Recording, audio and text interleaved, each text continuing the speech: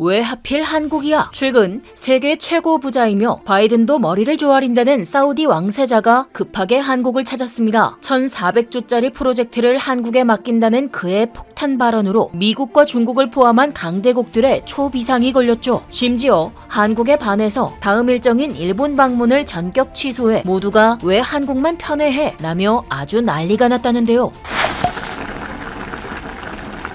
늘어진 수십 대의 검은 세단, 영화에서나 보던 VVIP 등장신이 얼마 전 인천공항에서 일어났습니다. 갑작스러운 통제와 삼엄한 경비로 공항 앞의 사람들부터 버스들까지 어리둥절 심상치 않은 기류에 비켜줘야 했는데요. 이 비현실적인 사태의 주인공은 다름 아닌 무함마드 빈 살만 사우디 왕세자. 모든 걸 다 할 수 있는 남자라서 미스터 에브리싱이라고 불리는 그의 등장 때문이었습니다. 빈 살만 왕세자가 갑자기 한국 방문 일정을 하루 일찍 앞당겨 찾아온 데다 기상 악화로 전용기가 훼항하는 바람에 특급 귀빈 전용의 서울공항이 아닌 대한민국의 하늘길 대문 인천공항으로 들어왔던 것입니다. 그래서 급하게 의전하느라 인천공항 앞이 난리가 났던 거죠. 아무리 초특급 국빈이라도 남한테 민폐를 끼치면 안 되지 않냐 생각할 수도 있겠지만 빈 살만 왕세자는 현재 지구상에서 현실 권력 1위입니다. 그 콧대 높은 미국도 쩔쩔매는 남 눈치 안 보는 막가파 푸틴과 시진핑 조차 머리를 숙이는 존재죠. 게다가 세계 최고 부호의 대명사 만수르보다도 10배 부자라서 10만수르라는 별명까지 붙은 그의 추정 재산은 2조 달러, 한국 돈으로 약 2,854조 4천억 원입니다. 너무 큰 숫자라서 허황된 소리같이 들릴 정도네요. 한국 오기 일주일 전에는 통 크게 롯데호텔 객실 400개를 통째로 빌려서 뜨거운 화제가 되기도 했죠. 지금 생각해보면 호텔 전체 예약은 그냥 껌 한 통 산 수준이 아닐까 싶은데요. 그렇다면 왜 이런 지구 최강 권력자가 몸소 한국에 행차했을까요? 그것은 바로 1,400조짜리 어마어마한 대규모 프로젝트를 한국에 맡기기 위해서입니다. 빈 살만 왕세자가 이번 방안에 들고 온 1,400조짜리 선물 꾸러미의 실체는 네옴시티인데요. 네옴의 뜻은 새로움을 뜻하는 라틴어 단어인 NEO, 네오 뒤에다 미래를 뜻하는 아랍어의 첫 알파벳인 M을 붙여 지은 이름입니다. 이름에서 알 수 있듯이 그야말로 SF 영화에서나 볼 법한 꿈의 도시죠. 네옴시티는 우선 사우디 반도와 이집트 사이 좁은 협로에 건설되는 최첨단 미래 신도시로 서울시의 44배나 되는 규모인데요. 핵심 주거단지 더 라인과 바다 위에 떠있는 팔각형 첨단 산업단지 옥타곤, 대규모 친환경 산악관광단지 트로제나 등 말하자면 사막 한가운데에 인류 역사상 본 적 없는 초대형 인공도시를 세우겠다는, 그것도 세계에서 가장 앞서고 편리한 미래 도시를 사우디 위에 짓겠다는 빈 살만 왕세자의 엄청난 야심을 보여주는 프로젝트입니다. 그 중에서도 이미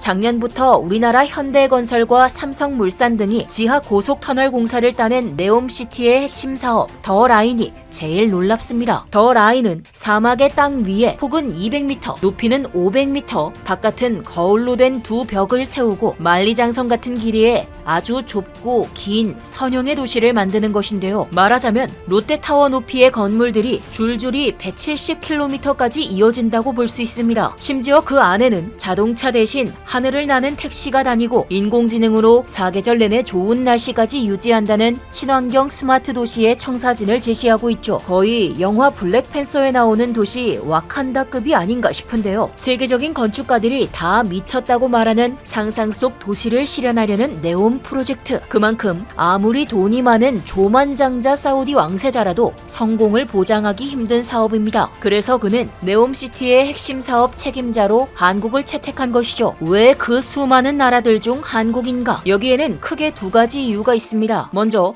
빈 살만 왕세자의 후보군에 꼽힌 나라는 한국과 일본이었는데요. 이 중에서도 세계적으로 IT 분야 선두권에 서 있고 아시아에서 가장 문화적 트렌드를 형성하고 있는 한국을 주목한 것입니다. 실제로 빈 살만 왕세자는 지난번 한국 방문에서 수소자동차와 5G 이동통신망에 깊은 관심을 보이며 그때부터 정보통신기술에 기반을 둔 미래 산업에 한국과 손을 잡는 것을 희망했다고 전해집니다. 두 번째는 아시다시피 한국이 제일 잘하는 것들 중 하나인 건설기술 때문입니다. 세계 최고의 쌍둥이 빌딩, 말레이시아의 트윈타워, 21세기 건축의 기적, 싱가포르의 마리나 베이 샌즈, 그리고 지금까지 인간이 만들어낸 그 어떤 구조물 중 사상 최고 높이라는 두바이의 부르즈 할리파까지 모두 한국 건설사들의 손으로 일궈낸 걸작들입니다. 심지어 준공 속도와 퀄리티 면에서도 완벽함을 자랑하며 명실상부 세계 최고의 건축기술 초강대국이 됐죠. 게다가 한국은 개발도상국 시절 피땀 흘려 얻은 중동공사 경험과 노하우마저 풍부합니다. 거기에 더해 사우디가 지금 한국에 무한 신뢰를 보내는 원천에는 한국 건설사들이 보여준 책임감에 있다는데요. 대략 10년 전 오일머니를 놓고 유럽과 일본 유수의 건설사들과 경쟁해야 했던 한국은 공사비를 낮추는 고육지책을 쓸 수밖에 없었습니다. 결국 그렇게 따낸 저가 수준은 막대한 어닝 쇼크를 냈고 회사가 휘청이는 고통 속에서도 한국 건설 인력들은 맡은 공사를 끝까지 마치고 철수했죠. 그때 중동 현지 당국자들에게는 K건설에 대한 긍정적인 기억이 강하게 남아버렸습니다. 당시 중동에 들어왔던 유럽과 일본의 건설사들은 손실 때문에 바로 공사 중단 뒤 철수했으며 이후 회사와 국가 간 국제소송으로도 이어지면서 불편한 관계가 됐는데요. 반면 한국은 뼈를 깎는 고통을 감내하며 책임감을 보여준 게 전화위복이 됐습니다. 그 대가로 한국 건설사들은 프로젝트를 끝까지 해낸다는 신뢰를 중동 국가에게 심어준 것입니다. 이번 네옴시티의 하이라이트 더 라인의 터널 공사를 맡게 된 건 역시 이런 한국 건설사들의 능력뿐 아니라 수십 년 동안 보여준 신뢰가 있었기 때문인데요. 그리고 현재 진행 중인 네옴 프로젝트에는 아직 한국이 더 참여할 기회가 많이 남아 있습니다. 그래서 빈살만 왕세자가 한국으로 직접 찾아온 것입니다. 미국과 중국을 엿먹이면서까지 말이죠. 사우디는 최근 여러모로 미국과 척을 진 상황인데요. 그래도 여전히 오일머니를 가진 자가 슈퍼갑. 바이든 대통령이 석유를 더 생산해달라고 자존심을 굽히면서까지 직접 찾아갔는데 빈살만 왕세자는 그 부탁을 보기 좋게 거절하면서 망신을 줬습니다. 게다가 이런 미국과의 힘겨루기에 중국조차 사우디로부터 토사구팽 당한 상황이라는데요. 중국은 이미 수년 전부터 사우디의 네옴 프로젝트를 따내려고 혈안이 되어 있었습니다. 하지만 메이드 인 차이나 네옴시티? 상상도 할 수 없는 일이죠. 사우디가 정치적으로 이용하느라 네옴 프로젝트를 줄 것처럼 굴었다가 한국과 손을 잡으면서 중국의 뒤통수를 친 것입니다. 이 때문에 시진핑 국가주석이 12월에 직접 사우디를 방문한다는 설까지 돌고 있는데요. 이런 차별 대우가 너무 티나게 한국에는 직접 날아온 빈살만 왕세자. 오자마자 20시간 만에 26개의 투자 업무 협약 100조 규모의 계약을 하고 갔습니다. 심지어 한국 다음 방문 예정이었던 일본은 패싱했다는 속보까지 뜨면서 그가 아시아에서는 아예 한국에만 올인하는 것이라고 전 세계 외신들이 들썩이고 있는데요. 이처럼 한국은 사우디의 전략적 파트너로 같이 미래를 바라보게 됐습니다. 정말 실현된다면 앞으로 인류 역사상 역대급 프로젝트가 될 네옴시티와 사우디 그리고 한국이 또 어떤 미라클을 만들어낼지 많은 기대가 되네요. 지금까지 얼큰한 뉴스였습니다. 감사합니다.